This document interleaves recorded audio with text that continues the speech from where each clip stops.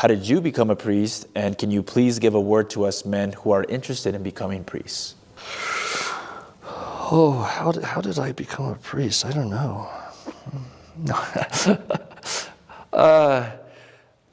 It's a beautiful, it's a terrible, I mean, I don't mean, I mean it in the true, it's a terrible thing. To be a priest. It's beautiful, in some sense. I wouldn't change it. You love it, but you have to die. It's terrible. It's terrible. It's not a career. It's something you just bear, in a good way with Christ, because you're entering into that in some small way, because the priesthood is Christ's. And so, it's a fearful thing to be a priest. It's really a fearful thing. God help us. God help us. We're men, men who make mistakes. Hopefully we're upholding church teaching as best we can.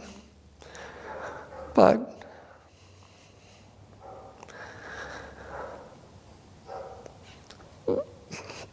yeah, if you want to be a priest, then you have to be ready to suffer. Because you have to suffer with Christ. For your people. And for the world around you.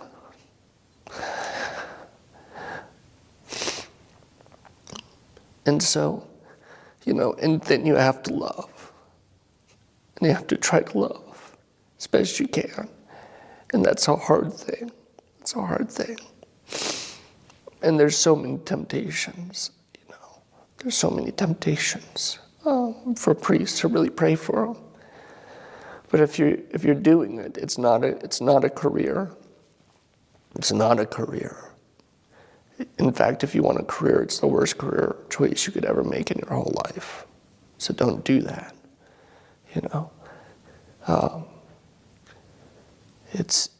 It has to be life. And sometimes all you have is Christ. And you're stripped down to almost nothing, and left with only Christ.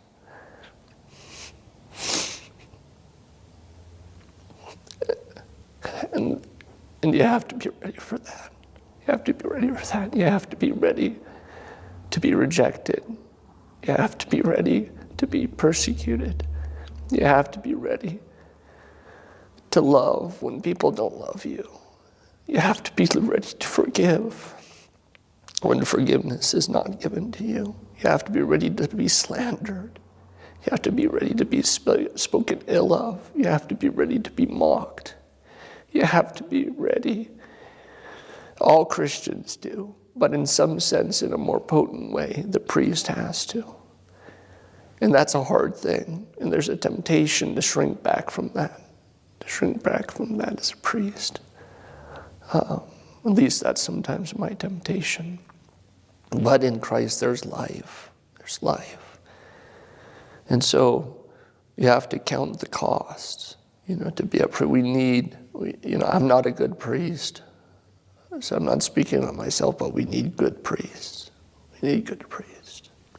We need priests that are going to stand for the gospel. Bishops that'll stand for the gospel. That'll love Christ, that'll love their flock, that'll go to die for their flock. Like Christ, the Good Shepherd. And not just, so God help us to do that. So God help us to do that. It's a sharing in the life what should be the Christian life, but it's just sharing in that life. It's an overwhelming thing, I would say, to be in there, to stand before the altar, and you struggle with the struggles. The priest struggles with every struggle of humanity, and in some sense, standing in front of the fire of the altar sometimes just, as it were, amplifies those things in your own heart. So that intense, sometimes internal, life is so we have to be ready for those things. You have to be ready for those things. You have to be. So how, I don't know. I think it's interesting. I think with St. John Chrysostom, speaking about marriage, he says, but it's beautiful. It's not. But he says, something to the fact that you're a young man. You're like with my wife. I was young. I thought she was beautiful. Like, I must spend the rest of me. And you do. It's good, but you're kind of beautiful. And you're that good. Hopefully we use it in the right way as men, right? That desire in finding women beautiful, which we should. There's nothing wrong with that. It's using it correctly, right? It's not abusing it, right? Christianity is the right use of things.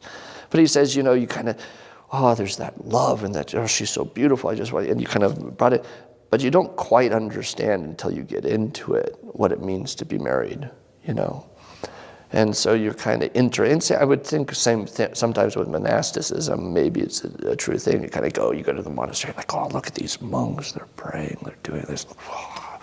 It's so awesome. But when you're like, wow, the real monastic struggle is intense. And struggle doesn't mean negative. There's a beauty of life. Life is in that world. There's a struggle to it. And in marriage, there's that same thing. You get into marriage, you're like, wow, she's beautiful. I love her. All these things, but then you're like, oh wait, now I have to sacrifice for her. Now I have to do this for her. You know what I mean? Now wait, but then you find this whole dynamic that almost, you're kind of aware of, but you don't. You get into it. You go, oh wow. And then when you're able to, when you learn together, then it begins to work. But you get married almost. Not quite under, like what I know about being married now after 28 years almost of being married to my wife is, so drastically different than when I entered into it, right? I think being a priest, it's similar. You look and you have that desire. So you have a desire, I want to, just I think are good things. I want to serve God. But when you enter into it, so you enter into it kind of like marriage, because priesthood is, you kind of, you're bound to the altar, you're bound to Christ. But then the more you go in, the deeper you get, you realize, wow. So you're kind of, St. John says, you're kind of lured into marriage, not quite lured, I forgot exactly the word, but it's the fact you're like lured into marriage by like the beauty and the pleasure of your wife and their desire for her, which is a good thing rightly used. And in the priesthood, it's just something you're like, oh, look at that, serving. You have a good desire for that, but then you get in and you're like, wow, okay, but this is something so much deeper. This is something that is so much profound. And the more I'm a priest, the more, I don't know, I'm not trying to be, overly dramatic or put on any kind of pretenses, but the more I'm a priest, the more I realize how unworthy I am to be a priest.